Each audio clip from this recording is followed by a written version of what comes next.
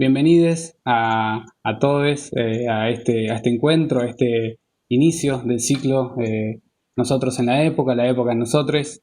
Esta es una iniciativa de Jorge Alemán para colaborar en con un espacio de reflexión, con un espacio de pensamiento crítico y también con una acción solidaria de hacer un aporte a los comedores de la provincia de Buenos Aires.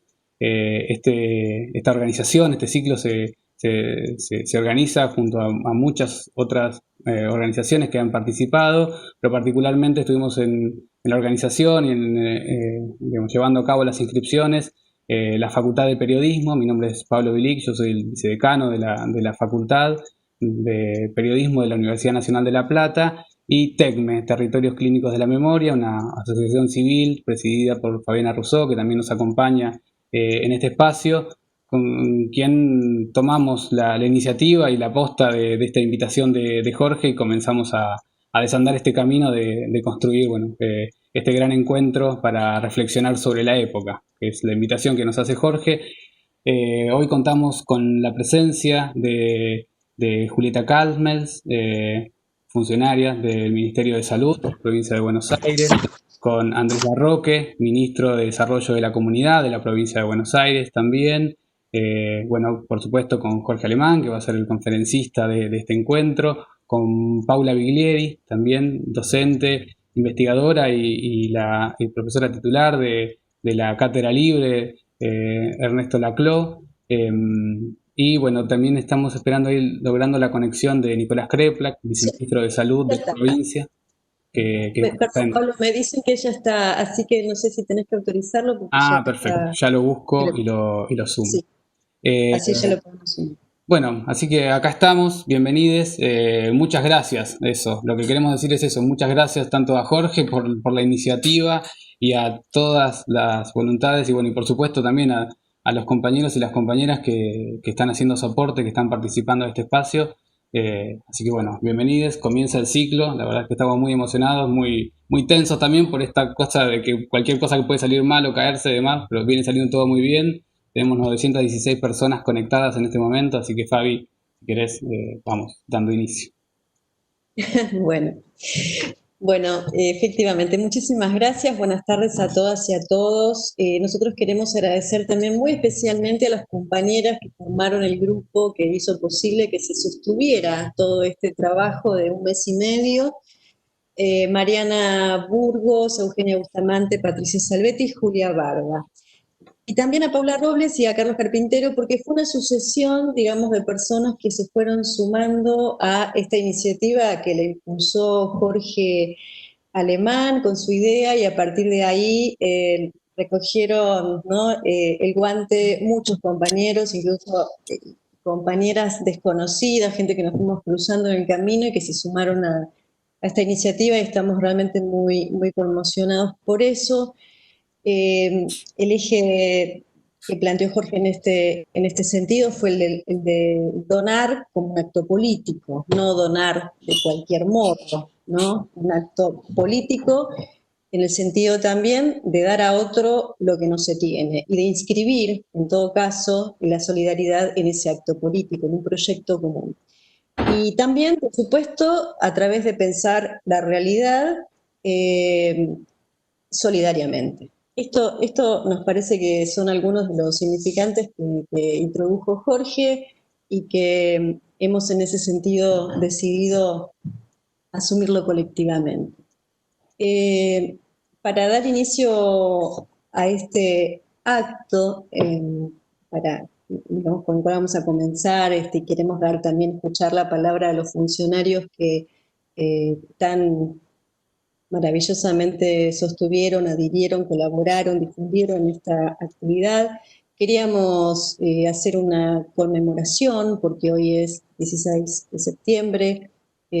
Todos sabemos y le queremos también transmitir a los compañeros y compañeras presentes en esta actividad que son de otros países, porque hay muchísimos países presentes, que hoy se conmemora en la Argentina un nuevo aniversario de la Noche de los Lápices, que fue un episodio en particular, comienza el 16 de septiembre del 76, pero también los días sucesivos, donde Un grupo de jóvenes y estudiantes secundarios fueron secuestrados en la ciudad de La Plata, precisamente por la patota comandada por Ramón Camps. Muchos de ellos han participado de las movilizaciones de la primavera del 75 por un grito estudiantil secundario y pertenecían a la Unión de Estudiantes Secundarios y también a distintas organizaciones políticas. Esa noche y las sucesivas, 10 adolescentes de entre 16 y 18 años fueron secuestrados. La mayoría de ellos permanecen aún desaparecidos y desaparecidas. La extensa lista de jóvenes en Argentina desaparecidos es de alrededor de 340 en todo el país. Francisco Muntaner tenía 16 años, presente. Claudio de Hacha tenía 17 años, presente. Horacio Ungaro tenía 17 años, presente. María Claudia Falcone tenía 16 años, presente. Daniel Racero tenía 18 años, presente. María Clara Ciocchini tenía 18 años, presente. Sobrevivieron de esos episodios 4 jóvenes: Pablo Díaz, Gustavo Calotti, Patricia Miranda y Emilce Moller, que con 17 años también fue secuestrada, y queremos hacer un homenaje con una breve historia sobre Emilce, pero representar a través de este video a todos los jóvenes que fueron desaparecidos en este país. Este video fue producido por el equipo magnífico de TECME, que ha hecho un trabajo muy, muy impresionante respecto de tomar los objetos que podemos hilvanar para reconstruir una vez más los legados de este país. Muchas gracias.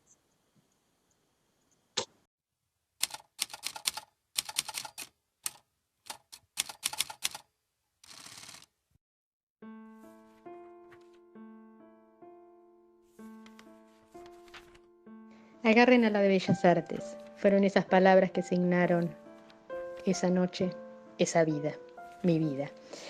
Fue lo que dijo uno de los de la patota que vino a buscarme, que interrumpió en mi casa materna, armados, encapuchados. Buscaban un estudiante del Colegio Secundario de Bellas Artes. No sabían mi nombre, no importaba. Era una más dentro de tantas. Me llevaron, me subieron a un coche y allí comenzó un recorrido en centros clandestinos: Arana, el Pozo de Quilmes, la comisaría Valentina Alsina durante meses. En enero del 77 entró a la cárcel de Villa Devoto con 17 años. Salgo en el 78 para luego finalmente en el 79 tener la libertad final. De los 17 a los 20 pasé por este calvario. ¿Cómo se reconstruye una vida después de esto?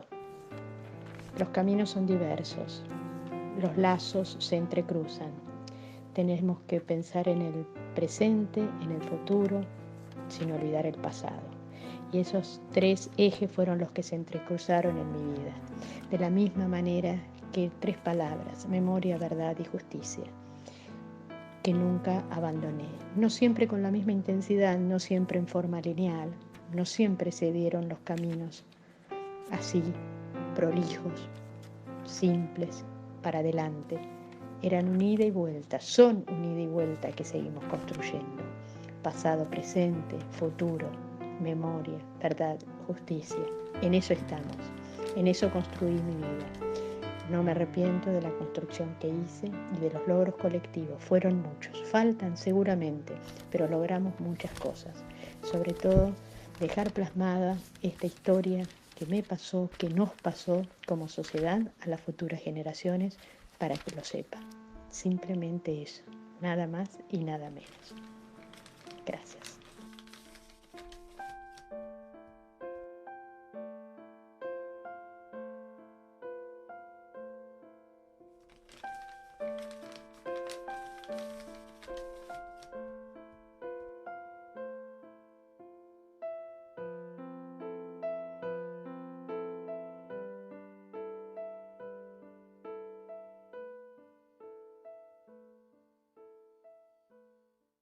Bueno, muchas gracias, Fabi.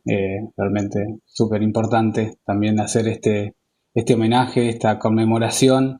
Y bueno, me parece que Jorge también, digamos, coincidió, digamos, esta fecha, pero bueno, digamos, habla del legado de nuestros 30.000, y esta acción solidaria, bueno, marca ese camino, recupera ese camino como nos enseñaron las madres. Bueno, si les parece, le damos la palabra a Paula Biglieri, titular de la Cátedra Libre Ernesto Laclau, para que comience con esta breve presentación y después comenzamos con el curso. Paula, ¿estás por ahí? ¿Te vemos? ¿Te activo el micrófono? Sí, la vemos. Sí, no sé si me ven. No. A ver, ahora seguramente va a aparecer Paula. Tenés apagada la cámara, ¿puede ser, Paula? A ver. Ahí está, perdón. Bueno, gracias. Ahí está. Buenas tardes a todos. Bueno, yo quiero agradecerles en nombre de la Cátedra Libre Ernesto Laclau, que coordinamos junto con Gloria Perelló, y también quiero agradecerles como docente de la Facultad de Periodismo y Comunicación Social de la Universidad Nacional de La Plata, a todos quienes se han inscrito solidariamente para participar de este ciclo de conversaciones. Y también quiero agradecerle mucho a mi querido Jorge, Jorge Alemán, por esta iniciativa, y a cada uno de los compañeros, estos colegas que han hecho posible esta iniciativa. Yo simplemente voy a mencionar a Fabiana Rousseau, a Pablo Bilic, a Julieta Calmels, con quienes compartimos espacios académicos, además de una convicción política militante. Y bueno, también quiero agradecerle al gobernador Kicillof, al ministro Larroque, al ministro Kreplak, por haberse hecho eco de esta iniciativa de Jorge. Desde la cátedra solamente queremos decir muy poquito, pero sí queríamos contarles que cuando Jorge Alemán nos convocó para participar de este ciclo, inmediatamente aceptamos. Aceptamos no solamente porque conocemos el trabajo inmenso intelectual que hace Jorge, tenemos la fortuna de trabajar con él hace años y él es profesor adscripto de la cátedra, Fabiana también participa de la cátedra, sino porque compartimos con ellos un cierto parecer, un parecer que tiene que ver con una ética académica, que es la de un quehacer reflexivo que asume un pensar impulsado por la ineludible implicación en lo político.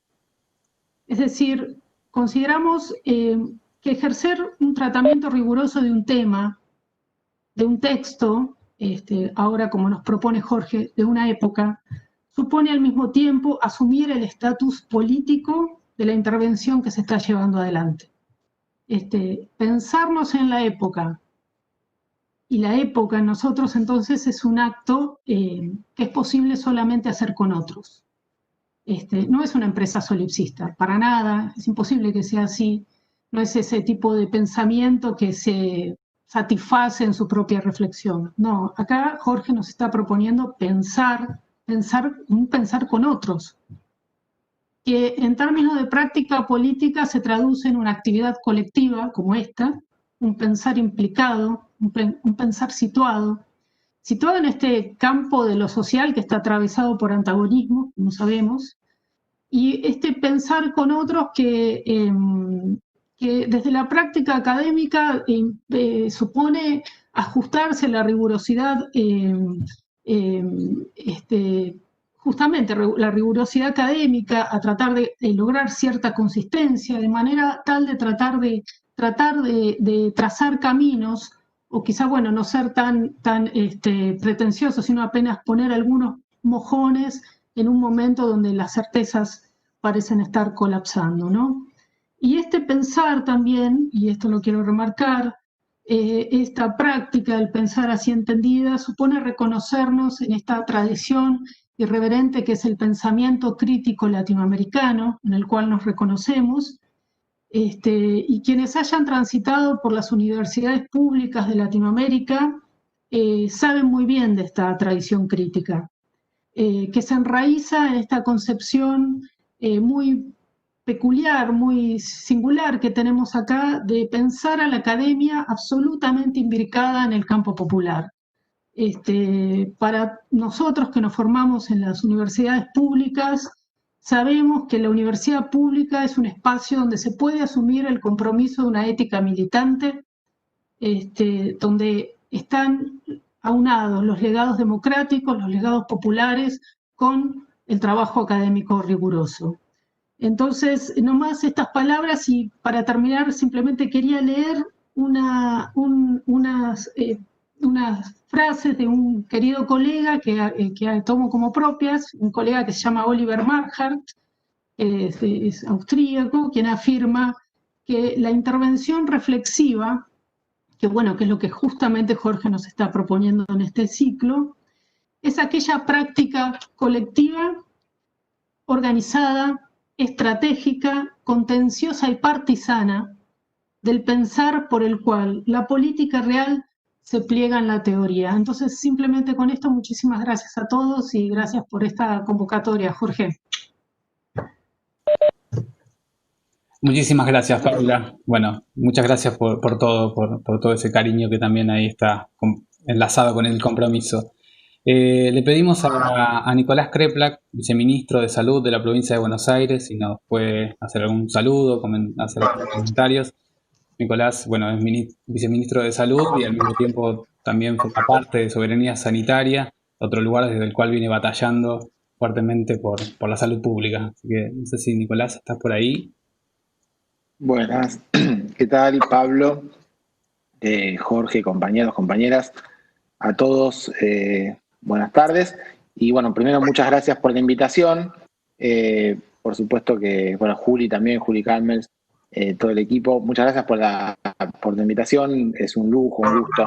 La verdad que nosotros hace bastante que venimos escuchándolo a Jorge y a tantos otros compañeros y compañeras que nos permiten cruzar el pensamiento político con el pensamiento académico, la reflexión rigurosa, la reflexión también que nos permite animarnos a no saber, a no tener todas las certezas, a manejarnos un poquito de incertidumbre, un poquito de complejidad y que es sin duda ese pensamiento político, reflexivo, sanitario también, que nos anima a desafiar algunas certezas que nos ofrece a veces el capitalismo de la mano de las tecnologías, de la mano de algunos consumos, que hoy sin duda en esta pandemia se ponen más vigentes que nunca. Estamos intentando construir o reconstruir el entramado social de un país que venía de 4 años muy duros, de un neoliberalismo que nos puso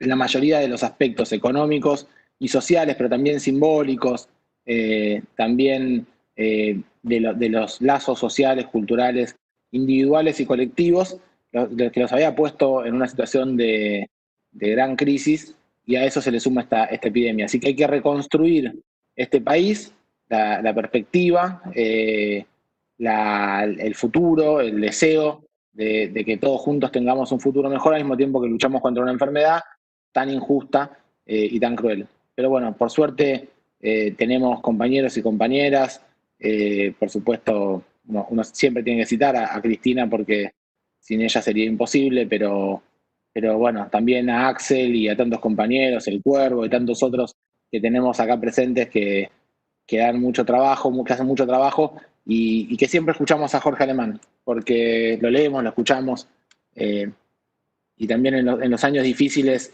del macrismo nos ha también servido como faro de cómo pensar, de cómo reflexionar. Así que para nosotros que estamos en esta batalla del coronavirus, en la que creo yo que se vio una cosa, me parece que está bueno recalcar esto. Lo que se vio, o lo que se está viendo ahora con esta enfermedad, es lo que nuestros sectores más populares en Latinoamérica, especialmente con tanta injusticia, ven todos los inviernos. Que cuando se enferman no tienen suficientes respiradores, que no hay cantidad de médicos suficientes, que las guardias hospitalarias están colapsadas, que el sistema de salud no da respuesta necesaria para el problema que tienen. Eso que se ve ahora, que siempre se ve con los sectores populares en los inviernos, hoy lo ven todos los países del mundo, lo vio el norte de Italia, lo vio España, lo vio Francia, y nos toca que lo vea también toda América Latina. Así que la única forma de que entendamos esto es que nuestra construcción social, sanitaria, cómo enfrentar una pandemia, cómo vernos a nosotros en nuestra época, es de una mirada profundamente política. Así que por eso, cuando reflexionamos, cuando pensamos, cuando leemos, también lo hacemos de esta perspectiva, desde qué lugar hacemos para construir un país mejor. Así que muchísimas gracias para todos y para todas. Muchísimas gracias. ¿Se me escucha ahí, Pablo? Que no sé si tengo... Sí. Muchísimas gracias, viceministro. Vamos a darle la palabra ahora a la subsecretaria de Salud Mental de la Provincia de Buenos Aires, Julieta Palmels, una compañera con la que hemos trabajado codo a codo también en la organización de este ciclo, así que estamos muy agradecidos. Julieta, no sé si estás por ahí. Ahí estamos. Perfecto. Bueno, buenas tardes a todos y a todas. Muy contenta de estar reunidos acá con el querido Jorge y tantos queridos compañeros, que no siempre estamos todos juntos, aunque estemos escuchándolo o leyéndolo a Jorge desde distintos ángulos y momentos, como decía Nicolás recién.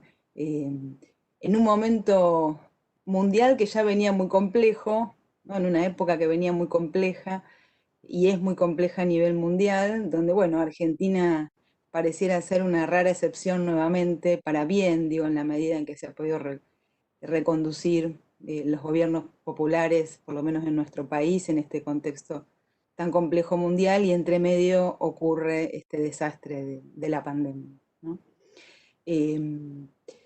En ese sentido me gusta mucho el título del encuentro, del ciclo de conversaciones, porque es la época en nosotros, que es lo que en general acostumbramos a reflexionar y a pensar, y la academia en general es el ángulo por el cual le entra el problema, ¿no? Lo que la época determina en nosotros, pero nosotros en la época es la segunda parte del título del seminario, que a mí me parece que es muy importante, ¿no? Porque también sitúa el campo de la política y de la organización popular, y en particular por las tareas que nos tocan a nosotros, el rol del Estado en ese contexto, como, bueno, el ángulo también donde uno puede torcer algo de la época hacia un proyecto político diferente.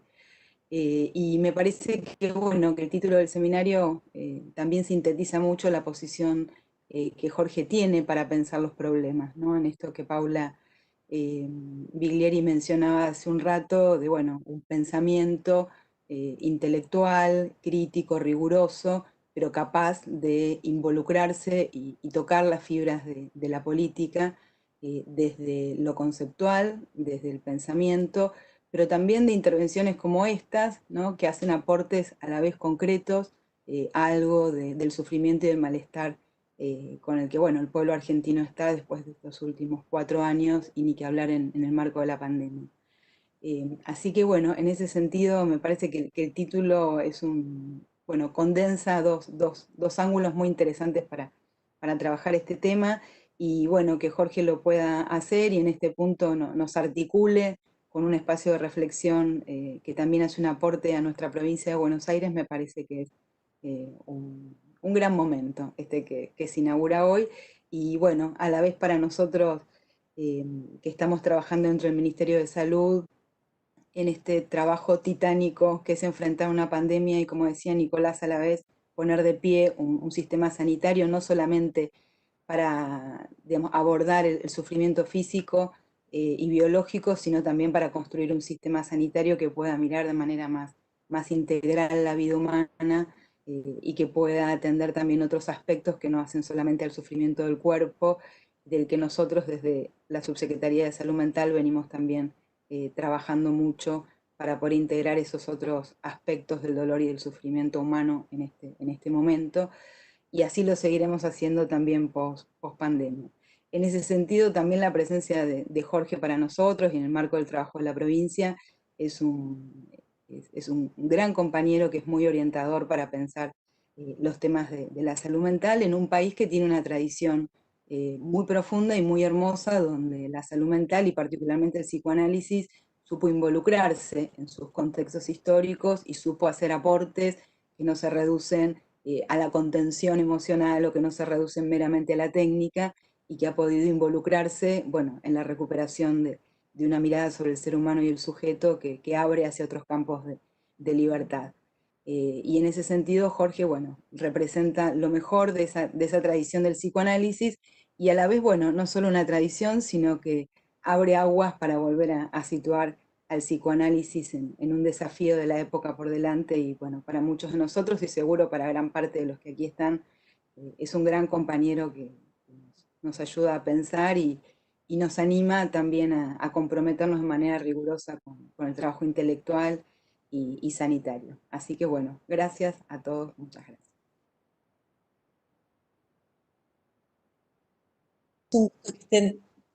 Estén todos aquí hoy. Para darle la palabra ahora al ministro de Desarrollo de la Comunidad, queríamos mencionar que se inscribieron en este ciclo 1.000 personas que han aportado un bono de 3.000 pesos que serán donados a los comedores a través del Ministerio de Desarrollo de la Comunidad. Y en el día de mañana haremos una primer transferencia de 1.800.000 pesos, y por supuesto ustedes sabrán que todo el resto será transferido en estas próximas semanas, y que también le íbamos a pedir al ministro como contraparte hoy en este acto firmar el convenio para que el ministerio acepte esa donación. Es un honor para nosotros, ministro. Le damos la palabra y muchas gracias por estar acá.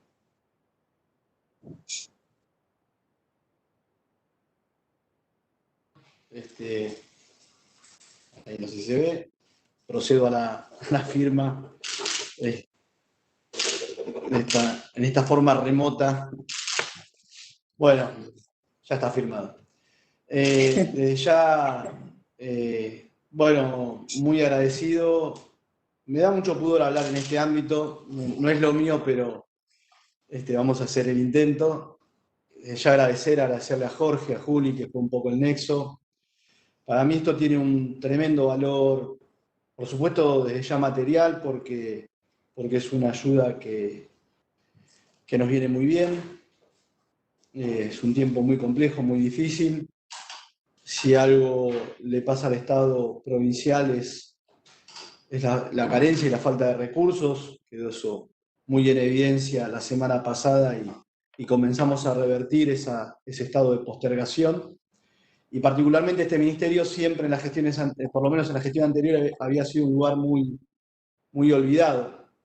Y a partir del gobierno de Axel es un espacio donde día a día nosotros podemos ir reparando derechos, desde el comienzo, de los momentos previos a la pandemia, durante la pandemia y hasta en el día de la fecha, que hoy pudimos hacer anuncios muy importantes del Día de la Juventud, del día que recuerda y conmemora, como hablábamos antes, como veíamos en el video, a los chicos y chicas que formaron parte de aquel hecho tan oscuro y tan lúgubre como fue la Noche de los Lápices. Pero bueno, en ese marco, más allá de lo material, para mí el hecho simbólico es aún más potente.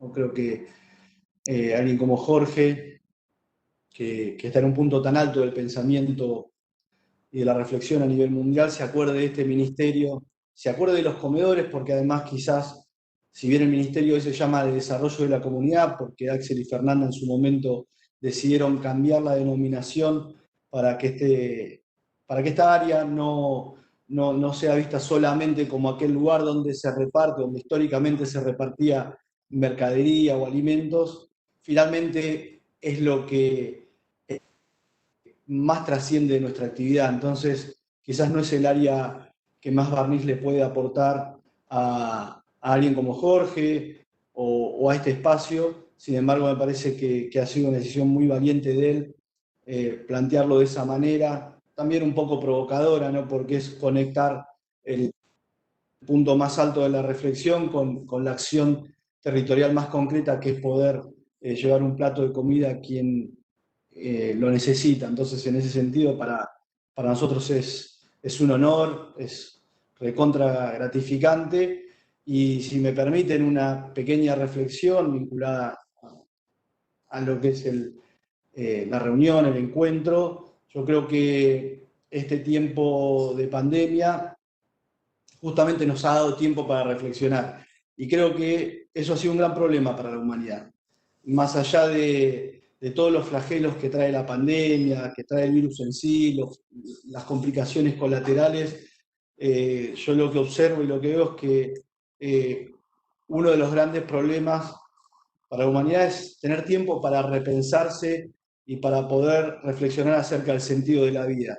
Creo que genera horror esa posibilidad, ¿no? Así como siempre en la cotidianeidad previa a la pandemia nos quejábamos de no tener tiempo para nada, de que la dinámica del día a día nos sobrecargaba. Bueno, cuando nos encontramos con la posibilidad de tener tiempo para reflexionar, para de alguna manera mirar hacia adentro de nosotros mismos y preguntarnos qué es lo que estamos haciendo, por supuesto, genera mucha dificultad y creo yo que la atención hacia las medidas de aislamiento y hacia la cuarentena en general, más allá de todas las dificultades que nos genera, principalmente para mí tiene que ver con que la humanidad trata de escapar de esos espacios de reflexión. Y así estamos, por esa conducta, ¿no? Creo que es central que podamos encontrar esos espacios, que tengamos la valentía de profundizar, de encontrar un sentido a la vida en términos personales, pero por supuesto ese sentido tiene que encuadrarse en el marco de la comunidad y en el marco de lo colectivo, porque para nosotros no hay realización del sujeto si no sea en el marco de la comunidad. Así que bienvenidos sean estos espacios de pensamiento, de reflexión, y mucho más bienvenidos si son en apoyo a una actividad como es la de la asistencia social, muchas veces vilipendiada o denostada, pero creo que hoy, vuelvo a repetir, por esa profundidad que tiene Jorge, por esa valentía, por esa audacia y hasta por esa capacidad de provocar, me parece que él nos ha dado un lugar central en este ámbito y en este espacio, y fundamentalmente a quienes llevan esa actividad en lo cotidiano. Y yo estoy inmensamente agradecido a Jorge y a todos ustedes, así que muchísimas gracias. Bueno, muchísimas gracias, ministro, el ministro Andrés, el compañero Cuervo también. Hay muchísimos mensajes de apoyo, de acompañamiento. Bueno, realmente, digo, esta sensación de que volvimos, de que compañeros como Julieta, como Andrés, como Nicolás nos estén defendiendo y cuidando desde el Estado en este momento es algo maravilloso, y que también, bueno, que a veces la pandemia nos cuesta poder valorizar todo lo importante que es que ustedes estén ahí y estén bancando como están haciéndolo. Así que bueno, ya realizada la presentación, queremos pedirle la palabra a Jorge para comenzar este ciclo de conversaciones. Y bueno, ahí escriben un comentario Laura Icha, compañera de ONAG, que dice: el amor nos conduce, en el chat. Me parece que también acá hay un gran acto de amor, de solidaridad. Así que bueno, Jorge, te escuchamos. Muchísimas gracias. Buenas noches. Permítanme decir que primero estoy muy emocionado. Es algo que me sorpasa este encuentro. Tengo una enorme admiración por el trabajo que hacen los funcionarios de la provincia, por las circunstancias que ese trabajo se desenvuelve. Así que vaya toda mi admiración para Julieta, para Nicolás, para el ministro Andrés, y por supuesto también tengo que destacar que tanto Pablo como Fabiana han sido absolutamente brillantes en la gestación, que fue mucho más compleja de lo que yo esperaba, de la organización de este ciclo. No quiero olvidar tampoco a Paula, amiga de toda la vida, que comparar las condiciones sobre nuestro querido Ernesto Laclau y sobre su cátedra. Y es infinito el honor para mí de que estén presentes, de haberlos estado. Ojalá que este pequeñísimo grano de arena tenga alguna posibilidad de tener algún valor Me están diciendo aquí que, Pablo, la voz está. Sí, te estamos escuchando y viendo entrecortado. Sí, pedimos que por ahí vayas hablando lentamente, un poco más lento, y vemos a ver si se estabiliza un poco la conexión. Dice, es difícil de seguir muy entrecortado. Sí, pues se está escuchando entrecortado, sí. Pero bueno, intentemos, de última, trataremos si no cortando el video, pero intentemos que a veces tarda un momento en estabilizarse el sistema. Venía funcionando bien hasta el momento, así que... ¿Tendrá que ver con los audios? Sí, no sé, no tenés nada abierto, ¿no? Que te esté consumiendo ancho de banda. Tengo un teléfono cerca, pero no sé si eso...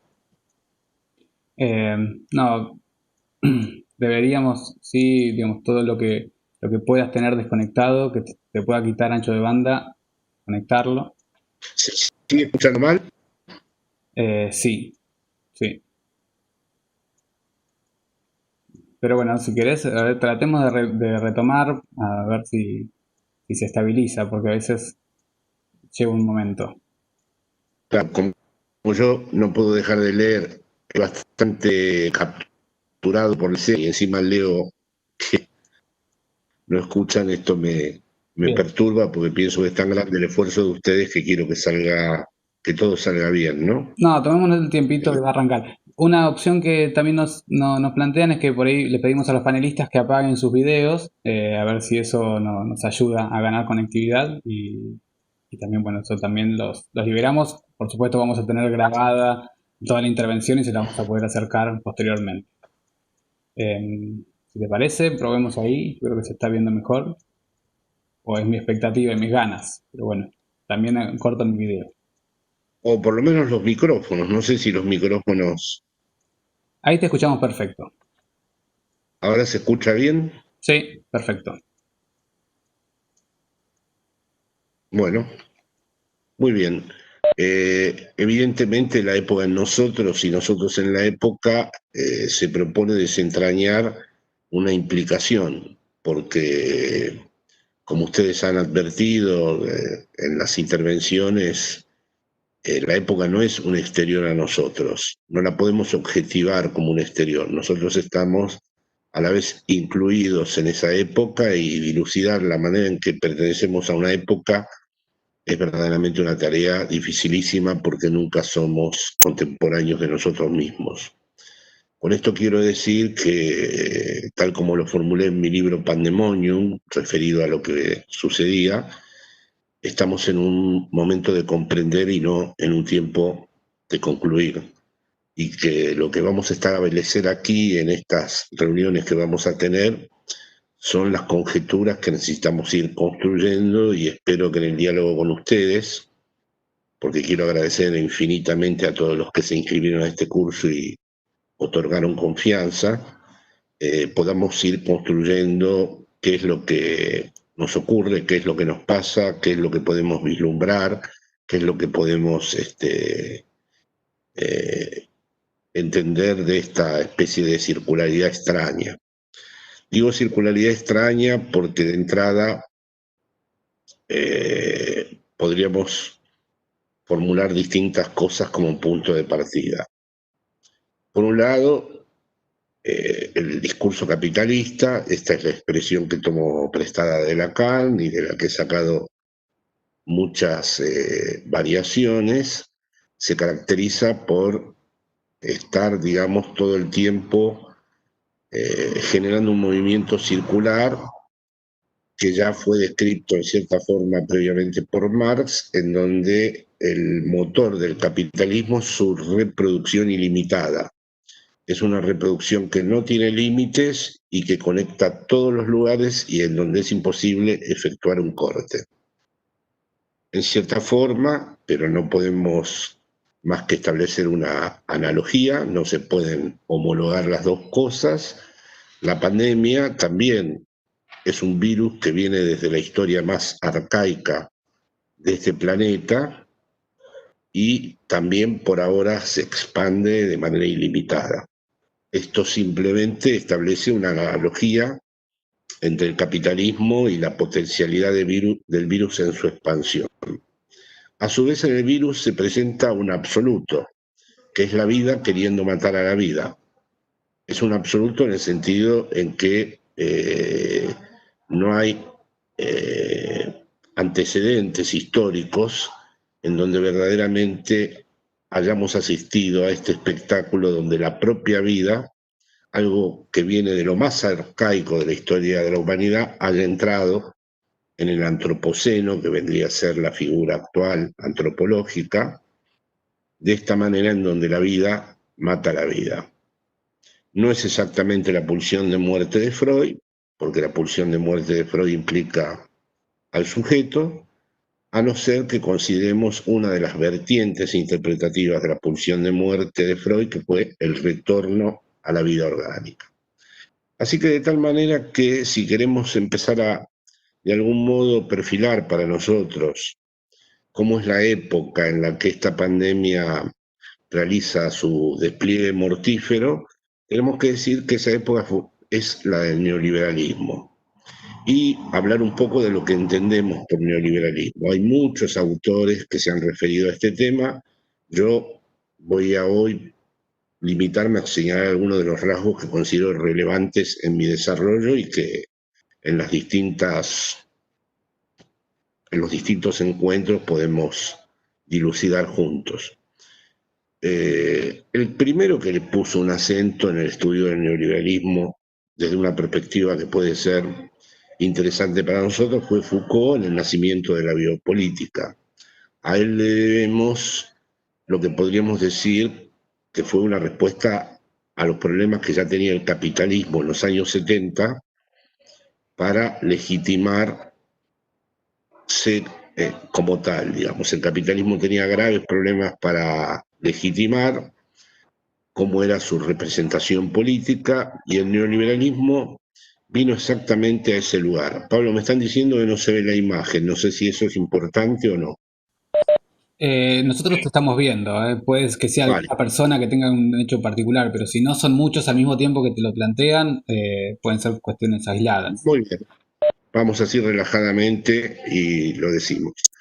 ¿Por qué viene el neoliberalismo a resolver un problema de legitimidad del capitalismo? Porque si hacemos una rapidísima arqueología del capitalismo, tendremos que pasar por las figuras del hombre utilitario, que por ejemplo Lacan analizó, las del hombre liberal, digo hombre exceptuando, diríamos, hombres y mujeres, ¿no? O hombres, mujeres, trans o LGTBI, utilitario, liberal y finalmente neoliberal. ¿Cuál es el rasgo distintivo del neoliberalismo y por qué resolvió un problema que el capitalismo en sus tensiones internas constitutivas no lograba resolver? La captura de las subjetividades, la producción de las subjetividades, la manera de establecer subjetividades acordes con la condición de reproducción ilimitada del capitalismo. Esto en los años 70 Foucault lo llegó a vislumbrar. Entendió que lo ilimitado tenía que introducirse en la subjetividad misma, que si el capitalismo era ilimitado era muy probable que el capitalismo desarrollara dispositivos, técnicas, tecnologías, saberes, estrategias en la sociedad de control que se combinaran con la subjetividad. De tal manera que para Foucault, esto despertó muchos equívocos, el neoliberalismo fue una nueva conjunción de poder y libertad. Esto lo quiero subrayar porque en su momento, en el nacimiento de la biopolítica, me preguntan en dónde habla de esto Foucault. Esto lo quiero subrayar porque luego su asistente François de Waal se hizo claramente neoliberal. Interpretó a Foucault en clave neoliberal y se convirtió en uno de los libertarios que actualmente están presentes en la escena mundial. No le podemos adjudicar, sería una gran injusticia. Foucault simplemente quiso mostrar que el capitalismo necesitaba dado que no podía resolver su legitimidad, volverse algo distinto a lo que había sido lo que él denominaba la hipótesis represiva. A Foucault le interesó pensar en el neoliberalismo como una estructura creadora, seductora, productora de subjetividad, pero introduciendo, sin embargo, algo que desde el psicoanálisis podemos, digamos, apreciar mejor, constituyendo a cada sujeto en un orden de rendimiento personal, de competencia con los otros y consigo mismo, bajo unos imperativos de transformarse en valor, bajo unas condiciones donde todo el tiempo tiene que automaximizar su existencia, en una vida que, como por ejemplo lo hizo esa famosa serie de Black Mirror, que según los likes que tiene en el teléfono le invitan o no a la fiesta, o te saludan o no te saludan los vecinos, en una vida en donde de las distintas figuras utilitarias, liberales y neoliberales de la subjetividad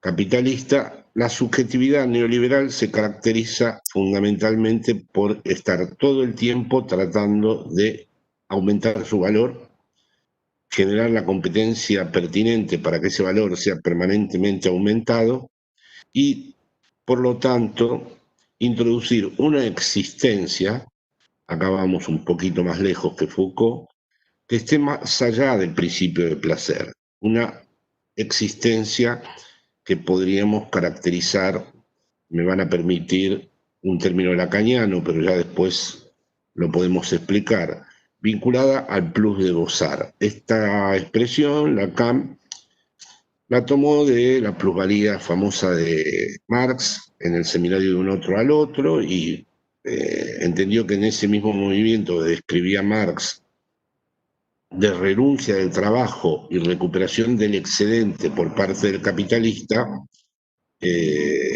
había una homología, dice Lacan, entre la plusvalía y el plus de gozar.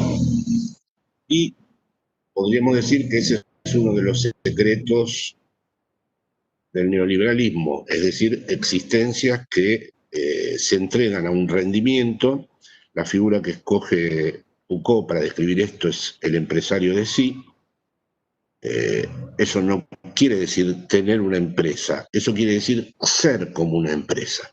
Así que uno puede vivir en el poblado más pobre del mundo, en una villa miseria, en un barrio marginal y gestionar, esa palabra es clave, la propia existencia desde la lógica del mercado, la competencia, el rendimiento, lo ilimitado.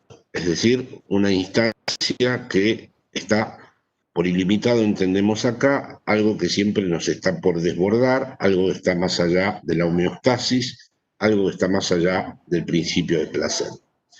Esto era anterior a la pandemia, es decir, la dimensión ilimitada del neoliberalismo ya estaba presente antes.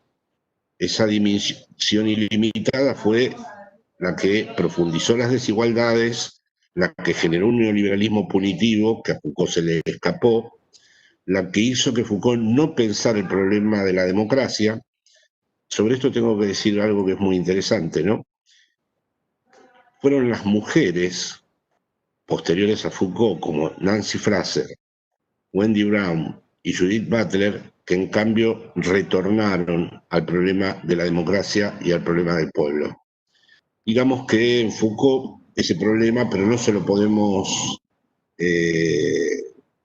achacar a él, estaba en los años 70, es decir, no es un déficit, es el momento en donde él está atravesado por una intuición muy poderosa y no puede, vamos a decir, tocar todas las teclas y todos los registros. Pero ahí queda ya puntualizada la idea de un tipo de subjetividad neoliberal que va a medir su propia vida o va a quedar atravesada por su propia vida en una relación de competencia, pero no solo con nosotros, sino consigo mismo, y en un término que lo va a definir ya no como hombre o ser humano político, sino como homo economicus, hombre económico o ser económico. Vuelvo a repetir, dado como hemos sumido a las nuevas políticas feministas, que estoy hablando en el sentido genérico del término. Este Homo economicus vive por encima de lo que puede ser su principio de placer y está todo el tiempo, vamos a decir, en un movimiento circular, en donde por un lado está todo el tiempo la falta y por el otro lado todo el tiempo el exceso. Hay un juego recíproco entre lo que al sujeto siempre le falta y la promesa de las novedades que pueden colmar esa falta. Y en ese movimiento, que fue lo que le permitió a Lacan hacer coincidir la plusvalía con el plus de gozar, es como la subjetividad neoliberal va ganando, vamos a decir, la escena. Uno podría decir, bueno, no, pero hay sectores precarios, vulnerables, excluidos, que están por fuera de esta figura.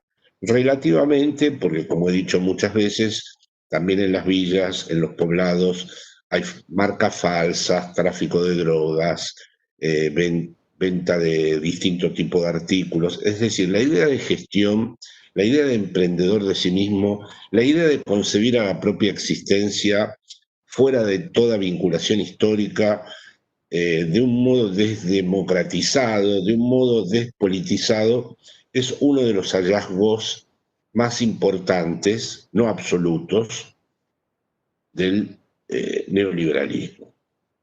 Esta reproducción ilimitada del neoliberalismo, de este modo, voy a hacer otra precisión más que después ya tendré tiempo de desarrollar. El neoliberalismo no es distinto del capitalismo, es el momento en donde el mito de la acumulación primitiva del capital se ha trasladado al mundo financiero. Y ese neoliberalismo necesita a seres que conjuguen su vida en términos de valor, de competencia, de automaximización y de estar todo el tiempo en otro aspecto que es clave, que es en una relación deudor-acreedor. Están todo el tiempo frente a un acreedor infinito, porque así como la idea del capital humano sustituye, no la reemplaza del todo, pero sustituye el concepto de fuerza de trabajo y alienación propia de Marx, la subjetividad producida por el neoliberalismo es algo más, vamos a decir, más potente, impregna más, captura más la subjetividad que la alienación. En la venta de la fuerza de trabajo como mercancía, el sujeto todavía tenía una posibilidad de superación. En la producción de subjetividad hay una captura mayor porque esto ya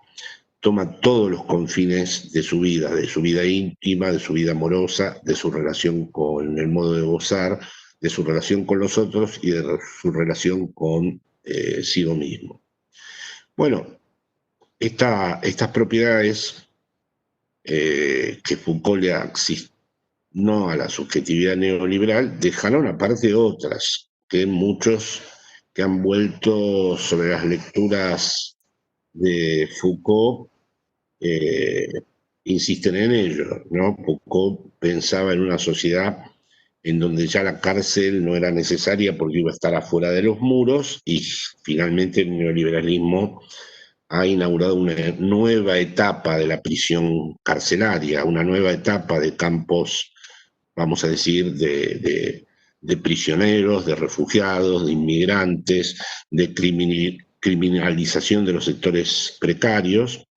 Ha inaugurado una vida precaria que se la podríamos en principio no solo asignar a los sectores vulnerables, podríamos extender este término de Judith Butler a todos los seres hablantes, porque finalmente tanto las oligarquías como los explotados no pueden salir del movimiento circular que consiste todo el tiempo en darse valor a sí mismo, automaximizarse, transformar la primera S del sujeto en una S prima de la subjetividad. Así que es una vida precaria porque es una vida que se desenvuelve en la lógica del terror, en el sentido, parafraseando al cuento más breve del mundo, cuando me desperté, el neoliberalismo seguía allí. En cierta forma, ese neoliberalismo logró atrapar muchos elementos que los pensamientos conservadores tradicionales y los pensamientos liberales no habían logrado reabsorber, y por eso tenían una crisis de legitimidad. El neoliberalismo, en cambio, se legitimó porque fue capaz de absorber muchas cosas que no estaban en principio previstas por los programas tanto institucionales, jurídicos, normativos y éticos del capitalismo liberal. La subjetividad neoliberal, en cambio, nos remite a uno de los momentos que a mí me parecen más interesantes. Hoy no voy a hablar mucho, porque si no esto se va a extender, de la hipótesis del discurso capitalista de Lacan. Hay un momento en donde Lacan habla con los estudiantes en el Panteón y él les dice: ustedes quieren un amo, lo van a tener.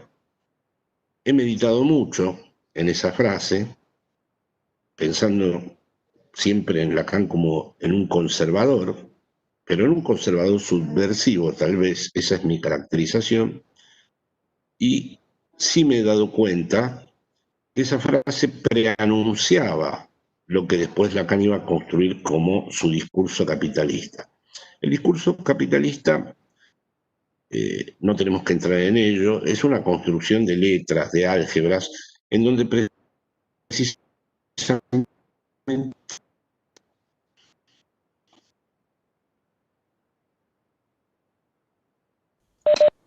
Hola Jorge, ahora sí se detuvo el audio. ¿qué pasó? Se detuvo el audio en un momento, ahora. Pero y la imagen no se ve más. Sí, sí, también te veo la imagen. Sí, también te Y pedimos yo no si veo nada. te puedes alejar un poquito, digamos, cuando nos dicen que a veces hace eco cuando estamos muy cerca del ordenador. Pero nada, Vale. tratamos, era solamente para decir. No puedo ver. No, porque nosotros tenemos las cámaras apagadas. Sí, pero se te ve, Jorge, ¿Y a por ver. qué puedo ver tampoco? Ahora se te escucha y se te ve. A ver si vos hablas. Yo lo veo. Se me quedó la pantalla en blanco.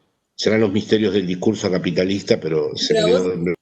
a vos se te ve cuando hablas. Estás en la pantalla, estás en la imagen. Estás acá. Bueno, ¿qué le vamos a hacer? Es una zozobra, porque hablo frente a una pantalla en blanco ahora. Y esto era para mí muy importante, porque de manera desviada mi modo de estar en Argentina.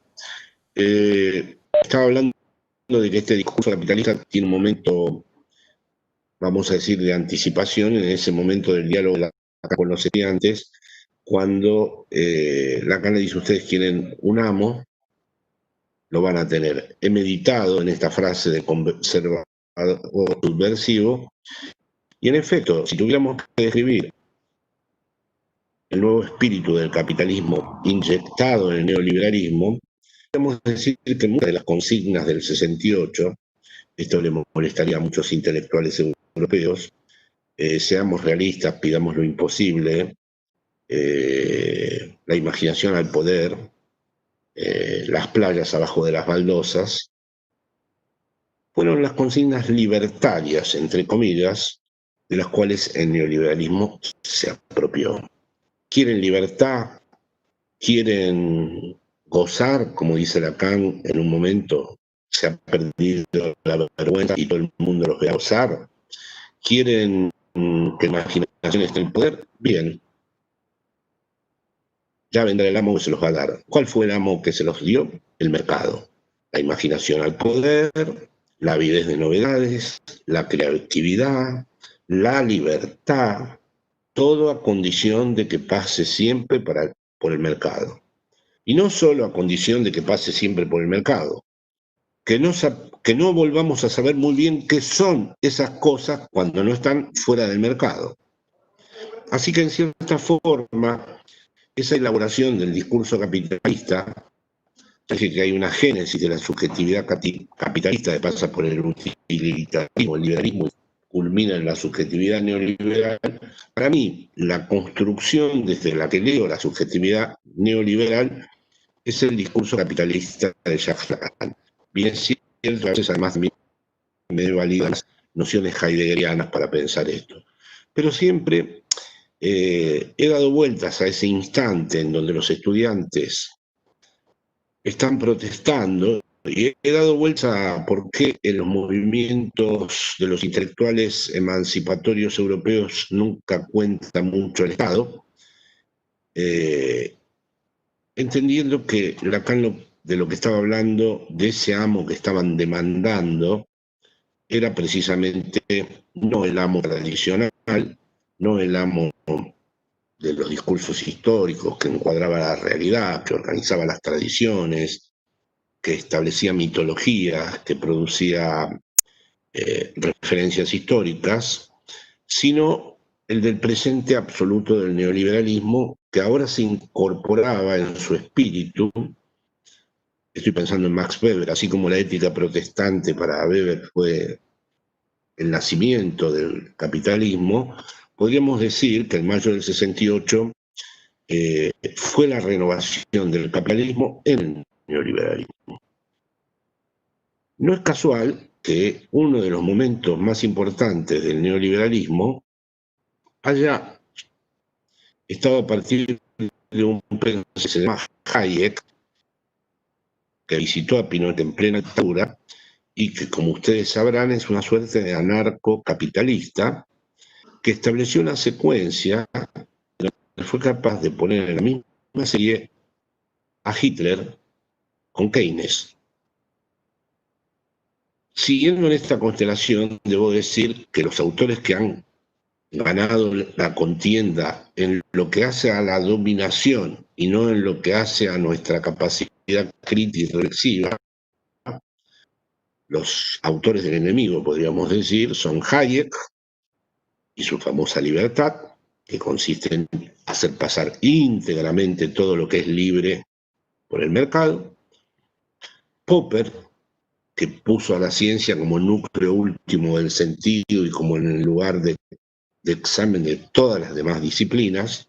Por cierto, odiaba el psicoanálisis y Vargas Llosa a la vez lo considera su maestro fundamental. Cuando alguien dice que es un admirador de Popper, ya entendemos por dónde van los tiros. Y Fukuyama, que finalmente, retorciendo su lectura de Hegel y de Koyev, no quiso decir que el fin de la historia era el lugar donde ya no sucedía nada, sin que sucediera lo que sucediera, todo iba a conducir a la combinación que genera el neoliberalismo de la economía de mercado, la democracia y los tres poderes. En cierta forma, esos autores que no son leídos por nuestro campo son los que, en un sentido muy característico de Kesmis, esto se lo debo a mi amigo el profesor Villa y de España, constituyeron una teología política. El mismo funciona como un modelo político que ha anulado ya la división de los logrado también anular la división entre la sociedad Jorge, Sí, y ha logrado unificar. Jorge, Sí. no se está escuchando, se está entrecortando demasiado en este momento. A ver si... sí, sí, y también queremos aclarar, pedir paciencia, porque realmente, digamos, estamos con el primer encuentro, estamos obviamente ajustando detalles y bueno, obviamente que van a pasar, vamos a Sí. tener estos inconvenientes. De todas Yo formas, agradecería poder tener una imagen, pero si no se me escucha ya es terrible.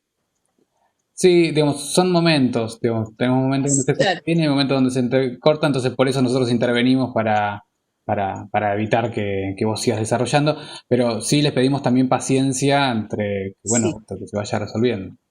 Sí, sí, tenemos que, nosotros cuando se empieza a entrecortar, lo escuchamos de la misma manera que todos ustedes, así que cuando intervenimos es cuando ya se hace complicado, pero necesitamos que todos tengamos paciencia. Así que, a ver, Jorge, quizás ahora, porque quizás es inestable tu conexión allá, a ver si se puede retomar ahora. Yo agradecería que aparezcan algunas imágenes de ustedes para ver, viéndolos, saber lo que pasa. Bueno, podemos poner algunas 2 o 3 cámaras, Pablo, quizás, pero no todas porque ahí era O que más me difícil. indique, Pablo, dónde debo tocar para que vuelva, pues estoy en una pantalla en blanco. Claro, ahí, bueno, ahora deberías ver mi pantalla.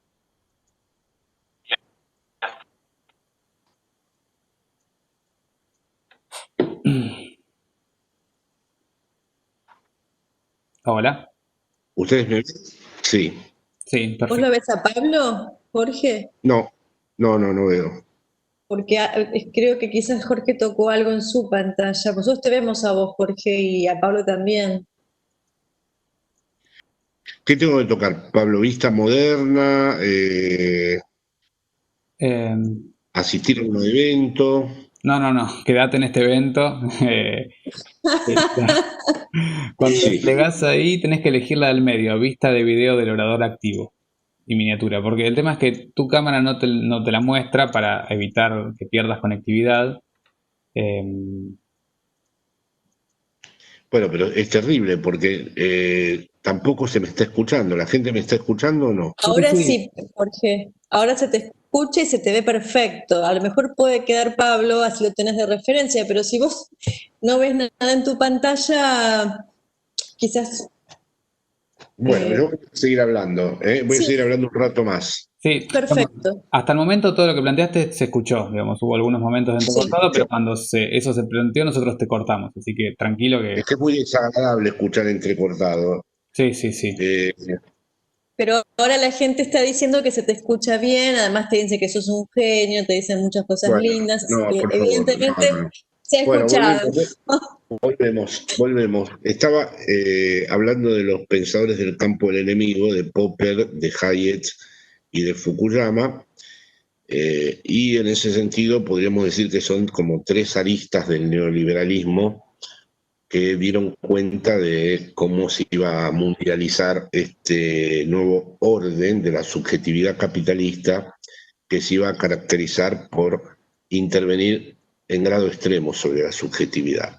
Lo que he añadido en mis estudios, esto lo digo al pasar y muy rápido para que lo discutamos, es que el neoliberalismo solo puede tener esta capacidad de captura sobre la subjetividad si toca un elemento clave del aparato psíquico que es el superyo. Es la instancia del superyo la que permite establecer este juego de, por un lado, renuncia y exceso que he descrito como plus de goce. Y es también el superyo el que instala al sujeto en esta relación que afecta a las naciones, a las poblaciones y a las subjetividades de acreedor-deudor. Digamos que ser un empresario de sí mismo, darse cada vez más valor, establecer una relación de competencia con uno mismo y con los otros, deshistorizarse, no encontrar ya ningún punto de anclaje y establecer una relación de acreedor-deudor son, digamos, las constantes más potentes del neoliberalismo. Cuando dije recién no encontrar ningún punto de anclaje, debemos prestar atención, porque la irrupción delirante, que tiene como receptáculo último a las ultraderechas mundiales, los delirios últimos que atraviesan la pandemia, del microchip de las vacunas, de la dominación de Soros, de la dominación de los judíos o de los gobiernos comunistas, o incluso la operación donde cualquier Estado que mínimamente quiera proteger a su población y a lo público se transforma en un Estado comunista restrictivo de las libertades, procede precisamente del nacimiento de esta ideología libertaria en el corazón mismo del neoliberalismo y de la destrucción de los puntos de anclaje. al no haber puntos de anclaje, al estar forcluidos, para utilizar la expresión de Lacan, hay que recordar que Lacan hablaba de forclusión en el discurso capitalista. Estos puntos de amarre, estos puntos de capitón, como se dice conceptualmente, empiezan a volatilizarse y comienzan los delirios que no necesariamente pertenecen, en el caso por caso, a la psicosis. Son delirios que se introducen en la lógica social. Por eso es tan sorprendente hablar con muchísimos sujetos que mantienen una conversación por fuera de toda la experiencia de la psicosis, y cuando se toca el tema aparece la historia de que hay un gran otro que nos ha tomado como marioneta, que juega con nosotros y que está haciendo con nosotros lo que quiere. Es el reverso del neoliberalismo, es decir, el neoliberalismo me había dado la libertad de que yo podía hacer lo que quería, pero siempre adentro del mercado, siempre pasando por las horcas caudinas del mercado, y a la vez el reverso es un reverso libertario donde cuando esto se intersecta hay una restricción de la libertad. Pero se está entendiendo la libertad en un sentido pura y exclusivamente neoliberal, que consiste en desentenderse de todo lo que es común y público. No hay que olvidar que las nuevas ultraderechas tienen al frente de sus proyectos la palabra libertad. Hubiera sido inadmisible en las derechas históricas fascistas, inspiradas en Carl Schmitt o en otros pensadores, que la libertad fuera el término constitutivo de las experiencias políticas de ultraderecha. ¿Se escucha o no se escucha? Se escucha perfecto y se ve bien. Perfecto. Bueno, querides, bueno, cómo sufro con la pantalla en blanco. Bien, Bueno. Entonces, esto es muy importante porque Foucault no ha sido responsable de ese mundo libertario, su asistente sí se hizo un neoliberal libertario, pero es verdad que como Foucault, y eso ya lo veremos en próximas reuniones, no ha tenido el problema de democracia, ni el problema de la desigualdad, sino que le interesó más bien qué tipo de gubernamentalidad era capaz de construir el neoliberalismo. Por gubernamentalidad entiendo las distintas técnicas que el neoliberalismo se da para ya no tener más los problemas de legitimidad del capitalismo y organizar a través de dispositivos el control de la sociedad, la apropiación de la sociedad. Y es un gran mérito de Foucault haber pensado la gubernamentalidad neoliberal. No fue casual que tal vez sean las mujeres, Wendy Brown, como dije antes, o Judith Butler, o Nancy Fraser, las que no rechazan el populismo, mientras que los intelectuales post-Foucaultianos de Europa han organizado una especie de éxodo del Estado. Voy a utilizar la expresión de Berardi, que creo que estuvo hace poco haciendo un seminario en Argentina, es decir, retirarse de todo lo que tenga que ver con los compromisos del Estado, porque el Estado ya está tan, vamos a decir, capturado por el neoliberalismo, que hacer una política keynesiana es reforzar al neoliberalismo. Sin embargo, hay que atender más al verdadero neoliberal, a Hayek, que ponía a Keynes en la serie de Hitler, porque tal vez hoy en día, cuando todavía no podemos conceptualizar un exterior al neoliberalismo, cuando todavía no podemos concebir, no digo que no lo haya, porque sostengo que no hay crimen perfecto, el keynesianismo puede ser la verdadera posibilidad de establecer una lógica gubernamental donde lo público y lo común no queden colapsados por la aspiración neoliberal de constituirse en lo que mi amigo Villacañas, que nombré antes, llama una teología política. Esa expresión viene de Carl Schmitt, alguien que sí simpatizó con el nazismo, una teología política implica ya borrar toda diferencia entre los poderes y entre la subjetividad y los dominios del Estado. Se entiende por teología política cuando ya la dualidad siempre imposible de suturar entre el poder y la subjetividad se ha alcanzado. Si la teología política se realizara como tal, el crimen sería perfecto. Pero digamos que a diferencia del liberalismo y del utilitarismo, que siempre fueron de algún modo parciales, o las políticas conservadoras, que también fueron parciales, el neoliberalismo es un absolutismo que no podemos confundir ni con los totalitarismos históricos del siglo XX, en cuanto a que esos totalitarismos todavía se basaban en la coerción exterior, más que en la captura de la subjetividad, pero que tienen una aspiración similar, porque lo que intenta el neoliberalismo es verdaderamente una apropiación integral en donde ya se borren todas las diferencias constitutivas del espacio democrático. Por eso cuando se dice que el neoliberalismo se opone a los movimientos nacionales y populares o a la izquierda, es cierto, pero también ya se opone a la democracia. También ya tendencialmente el neoliberalismo busca el estado de excepción. Y es en ese mundo, vamos a decir, neoliberal que aparece la pandemia. Y no podemos ir muy rápido estableciendo una analogía que sería muy tentadora de establecer. El neoliberalismo se reproduce ilimitadamente y el virus de la pandemia también se reproduce ilimitadamente. El neoliberalismo, en su intento de llevar todo al rendimiento, al valor, transforma todo el tiempo el único placer en la vida que puede haber en plus de gozar. Y el plus de gozar tarde o temprano se transforma en pulsión de muerte. Y el virus, como dije al comienzo, es vida que mata a la vida. Pero esto es simplemente una analogía. Lo señalo porque hay autores que he visto últimamente que están tentados por esta idea. Y más a partir de hoy que he leído, no sé si es una fake news, que una china que ha desertado de China afirma que el virus fue construido en un laboratorio. Si eso fuera cierto, ahí ya va a explotar la idea de que fue una consecuencia del neoliberalismo. Pero por ahora es una hipótesis que simplificaría mucho las cosas. Me parece más interesante y más atractivo mantenernos en esta analogía para ver cómo se intercepta esto de la época en nosotros y nosotros en la época. En cierta forma, hay que decir también que el neoliberalismo no es el mejor mundo para tratar la pandemia.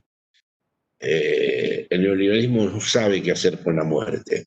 Está para promover la pulsión de muerte bajo el modo del plus de gozar, bajo el modo del exceso de drogas o de explotar en el rendimiento o no dar más en el estrés o dedicarse toda una vida a la gimnasia, a los managers del alma, a los coaches o a utilizar todas las técnicas que han surgido en los últimos años de la nanotecnología, la biotecnología, la informática, los modelos cognitivos conductuales. Ahí se confundió Foucault también, porque imaginaba el psicoanálisis junto con Robert Castel, lo imaginaba dominando el mundo y al final es uno de los grandes patrimonios culturales de Argentina. En Europa no hay ninguna carrera en donde se pueda estudiar psicoanálisis. O sea que imaginen, por eso creo que esa analogía no se puede establecer muy rápido, todo el saber que había proliferado durante el neoliberalismo para munir a la subjetividad neoliberal, para asumir su rendimiento, para darse, como dije antes, de manera insistente su valor a sí misma, para estar todo el tiempo en permanente puesta a punto según las exigencias e imperativos del mercado, para cumplir con lo que había dicho Lacan. Quieren un amo divertido, van a tener un amo divertido que va a expropiar a todos esos eslogan, porque ahora son eslogan, ahora nada es imposible, la imaginación al poder, atraviesan todos los circuitos publicitarios. Bueno, eso es lo que estaba dispuesto en el mundo para prepararse, sin saberlo, para la irrupción de la pandemia. Digo deliberadamente la irrupción porque la pandemia es un real, no es la pulsión de muerte. Es un real que emerge y que rompe toda nuestra relación fantasmática con la realidad. Nuestra realidad se organiza a través de escenas, esa es la tesis de Lacan, esas escenas son fantasmáticas, y para que haya esas escenas fantasmáticas, lo real no puede irrumpir. Cuando lo real irrumpe, la angustia empieza a teñir el mundo. La angustia tiene una cara absolutamente negativa, porque es un lugar en donde el sujeto siente de nuevo su indeterminación, su falta de fundamento, no se siente justificado por nada, siente que su existencia no tiene ninguna validez o consistencia, o sea, siente que nada lo fundamenta, ni nada lo justifica, ni nada explica por qué está en este mundo. Este es el punto, vamos a decir, más culminante de la angustia.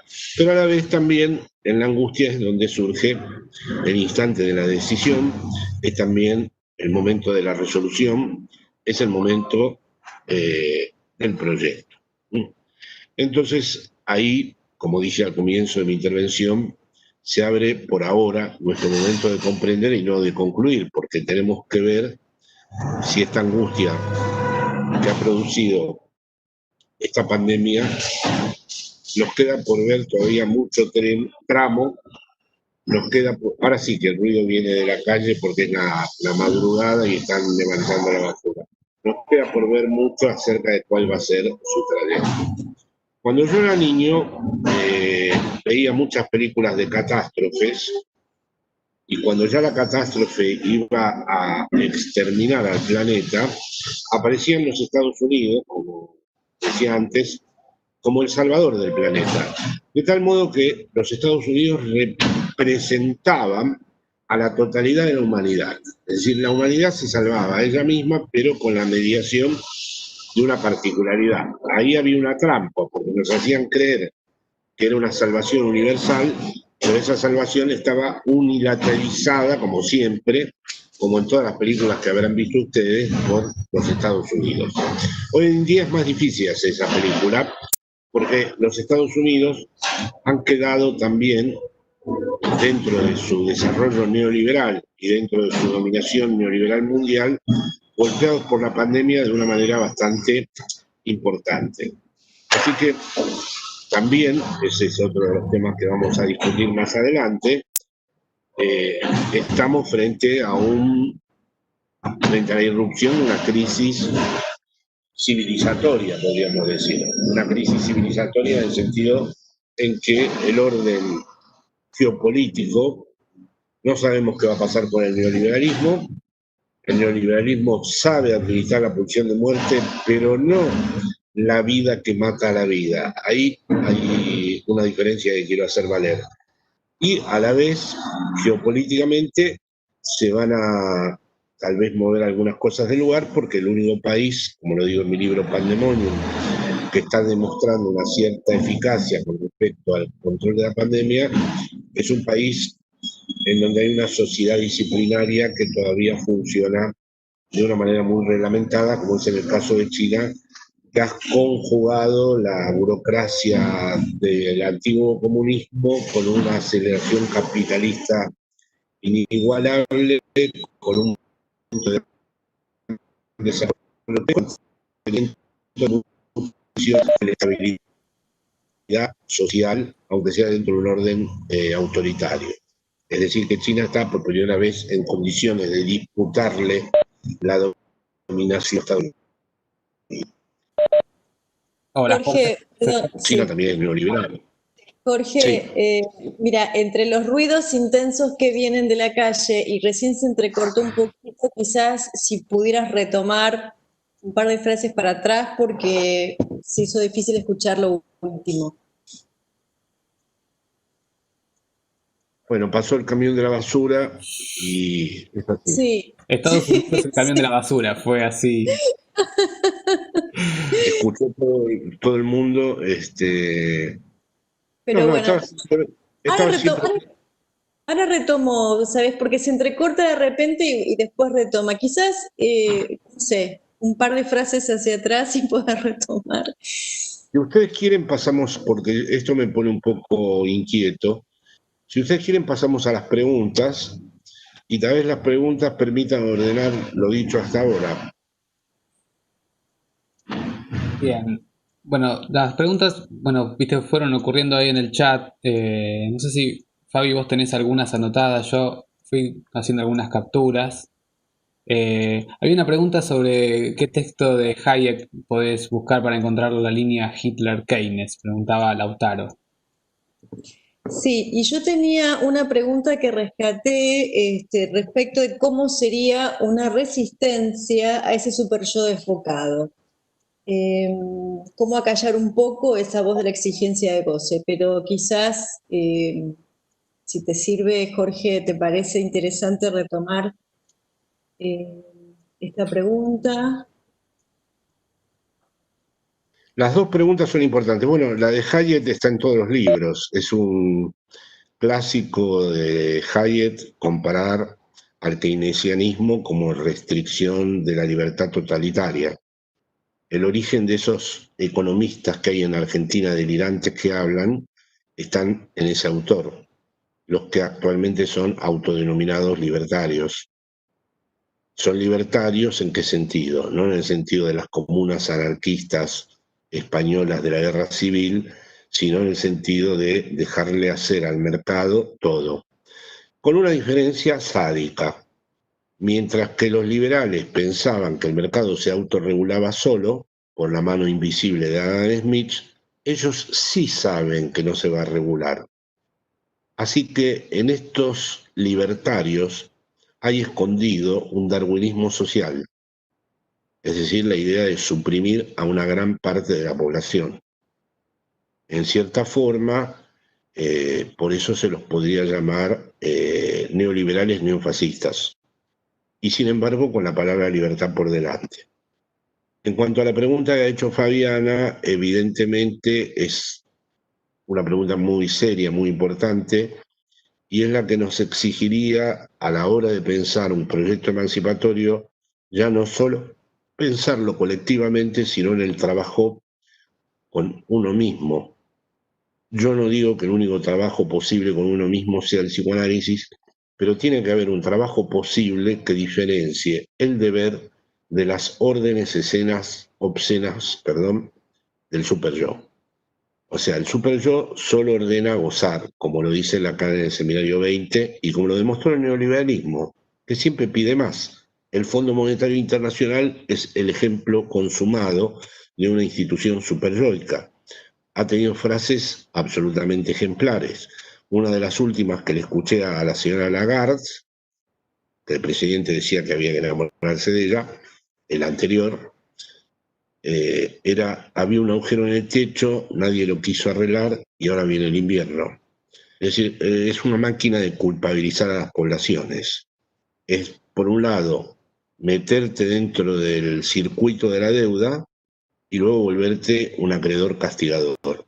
Dicho esto, también debo decir que las ultraderechas hacen una oferta muy importante que no hay que dejar escapar. Te ofrezco que te pongas del lado del bando sádico. Pertenece al bando, trata de pertenecer al bando de los castigadores. Trata de pertenecer al bando de los que pueden imputar cosas. Trata de pertenecer al bando de los que pueden culpabilizar a los demás. Eso es uno de los secretos de la extensión de la ultraderecha. Y por supuesto, una voz distinta que el superyo es un trabajo de uno mismo, y entonces yo creo que mientras que en las revoluciones del siglo XX se pensaba que desde el corazón de lo colectivo surgía el hombre nuevo, hoy en día pienso que evidentemente es en el trabajo con lo colectivo, pero en el trabajo con lo colectivo tiene que estar el trabajo con el propio sujeto, que permita diferenciar la subjetividad neoliberal de lo que es el acontecimiento del sujeto.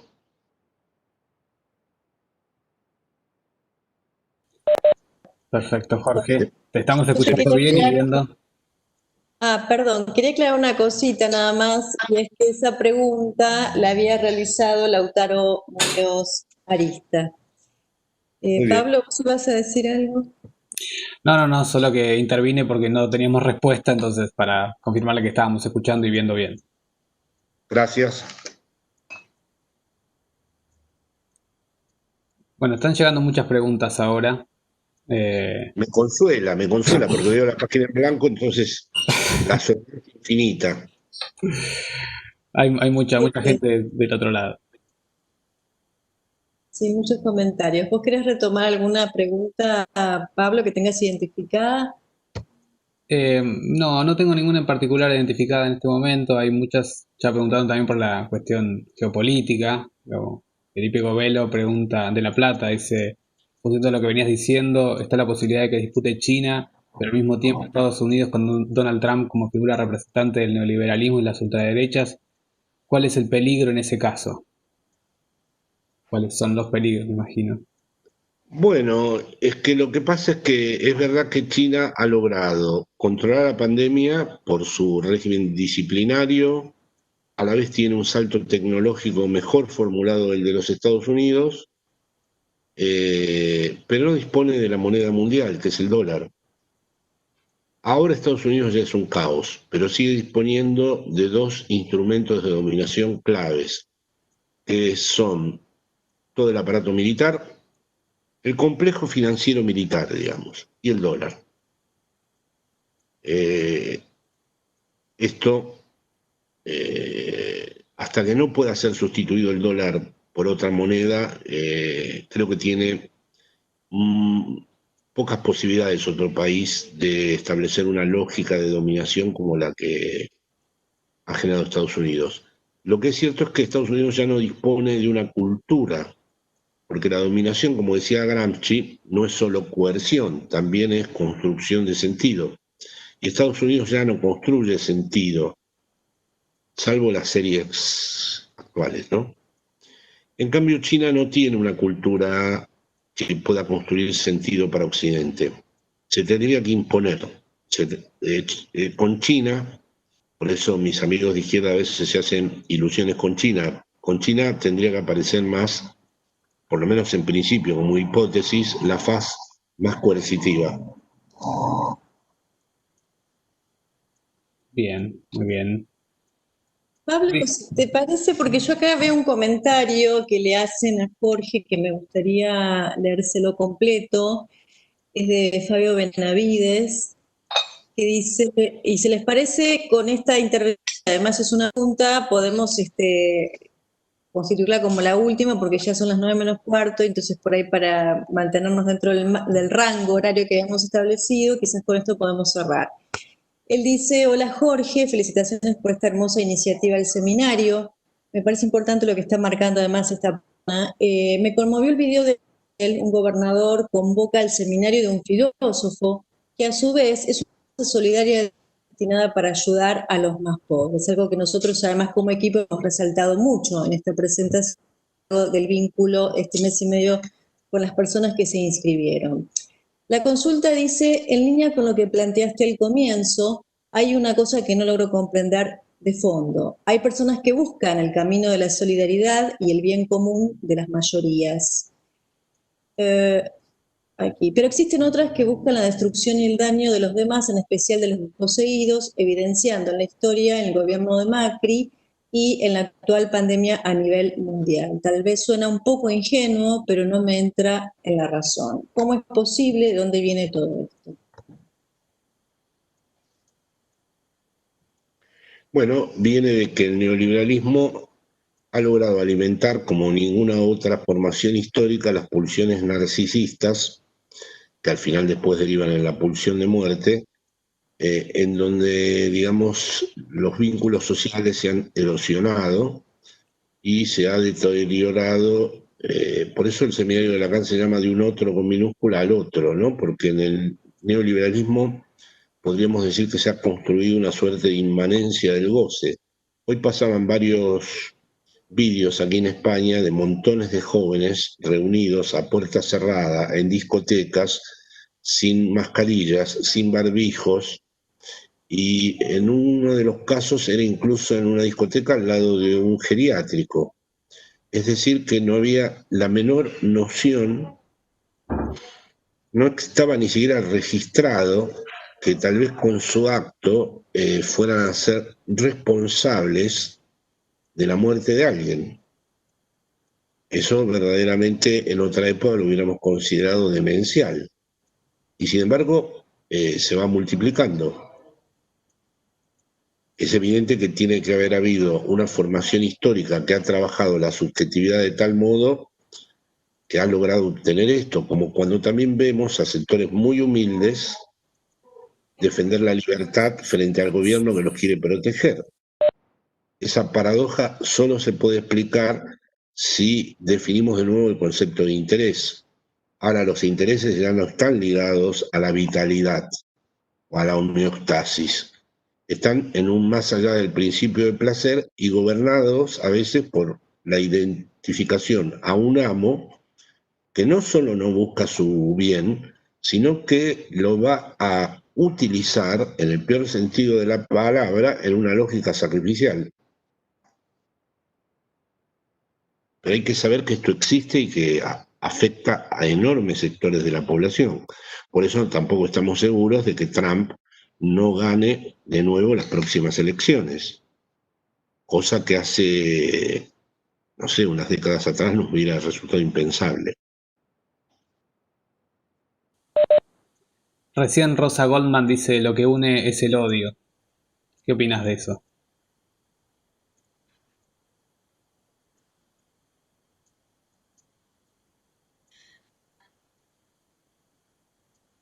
En cuanto al fenómeno de la masa, que es un desprendimiento de la sociedad, evidentemente es así. Eso me daría para algo que debo tratar en otro momento, que es la diferencia que establezco entre sociedad y pueblo. Pero lo que se llama el fenómeno de masa, en el fenómeno de masa el odio, como está muy ligado al narcisismo y como Freud explicó muy bien que hay una correlación entre el yo y la masa, el odio es clave como capacidad de cohesión. No saben lo que quieren, no saben por qué apuestan, ni saben hacia dónde se orientan, pero saben lo que odian. Bien. Y por eso no quieren sobrevivir, quieren matar. Y acá pregunta alguien, Fernando de But, si por eso los neoliberales apoyan la inmunidad de rebaño.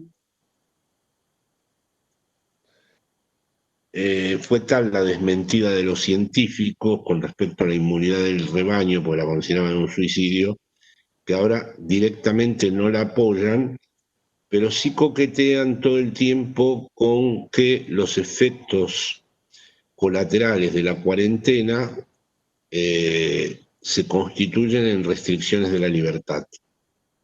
Eso lo hacen muy a menudo de manera irresponsable. Juegan todo el tiempo con ese límite, juegan con esa frontera. Hacen como de anarco-libertarios, como si estuvieran frente a un control totalitario. La prueba es que en Madrid, que también gobierna la derecha, se ha producido un desastre monumental desde que finalmente se puso en marcha de nuevo todos los locales, bueno, desde que empezó a estar la calle en funcionamiento. Bien. Acá aparece una consulta también de Jessica Rossi que dice, me quedaba pensando en el concepto de época, como para intentar establecer algunas coordenadas de lo que entendemos por época. Contengo la ansiedad y espero entonces el desarrollo de los próximos encuentros. No, yo puedo definir, entiendo por época un tiempo histórico que no avisora ni vislumbra cómo puede ser su después. Hay un término en geología que se llama eón, El neoruralismo es un eón. Eso viene de la geología. Entiendo por época algo que establece como una especie de ley de hierro. Somos todos hijos de ese tiempo histórico y no podemos entrever cómo es, no hay ningún imaginario alternativo al neoliberalismo. Hay proyectos políticos de resistencia. Eso define una época. Bien. Bueno, a mí me parece contundente como para poder hacer un cierre de este primer encuentro. No sé si vos, Jorge, Fabiana, les parece. ¿Quieren que retomemos algunas preguntas más? A mí me parece que por la hora sería pertinente, digamos, hay una serie de preguntas que surgieron, nosotros podemos sistematizarlas también y retomar, Jorge, si te parece, en el próximo encuentro con algunas de estas preguntas y Sí, entonces la ir próxima vez hilando. podemos empezar con las preguntas. Ah, perfecto, nos parece bien. Y entonces, bueno, ir hilando entre, digamos, lo que hoy fueron comentando los participantes. Claro, así eso me permite retomar lo que he empezado a desarrollar y completarlo con otras distintas posibilidades teóricas, pero en el ritmo de las preguntas. O sea que me parece muy bien, ¿no? Es decir, Perfecto. que Ya, el que se están lleva la tarea de agradeciendo acá es mucho. Jorge. ¿Cómo, Quien se cómo? lleva la tarea de acá es Jorge. Sí, y además muchos aplausos y agradecimientos. Está la gente muy, muy agradecida, Jorge, porque no sé si lo estás No, leyendo, pero no leo el chat, no puedo, claro, no veo bueno, nada. No sé lo cómo se podría. vamos a solucionar para la próxima, Sí, sí, ¿eh? yo igual ahora te Así- descargo el chat y te lo compartimos. Si querés, Pero, Fabi, activa a tu ver, cámara. si pongo Ah, Webex perfecto. Meeting o Webex se ven o alguna de estas cosas, no. No, sí, Eh, tenés que mover el cursor y abajo te aparece la barra y tenés el globito de del chat. Aparte debe estar con algún punto marcándote porque están ingresando ahí muchísimos saludos, Ah, sí, ahora agradecimientos. sí. Eh, Ahora veo los WhatsApp, por lo menos.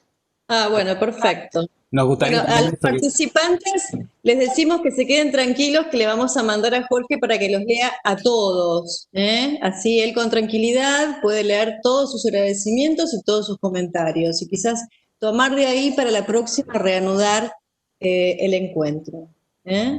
¿Está bien, Jorge? ¿Te parece Sí, bien? muy bien. Bien, Bueno, bien, y muy bueno, bien. nada, también esto, repetir el agradecimiento que le hizo Fabián al principio, pero a Mariana, a Burgos, a Patricia Salvetti, a Paula Robles, a Julia Barba y a Eugenia Bustamante, las compañeras que están ahí acompañando y haciendo todo el apoyo de contestar los mensajes y demás, que bueno, que es una tarea enorme porque, bueno, por las dimensiones que tiene. Y más allá de los pequeños inconvenientes, la grabación va a estar editada y va a estar bien.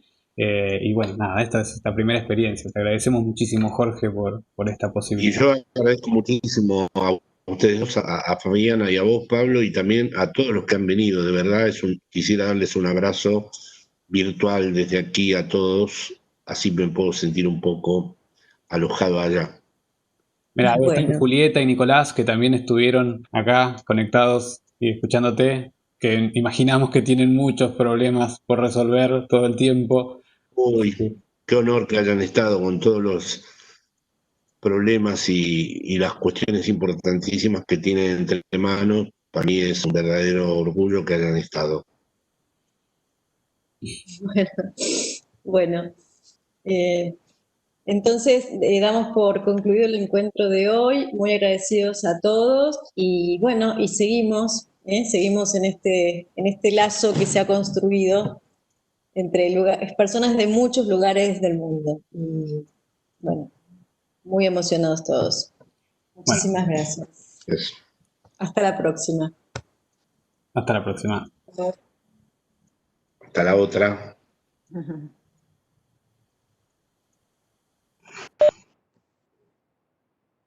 Chao, Jorge. Chao, hasta luego.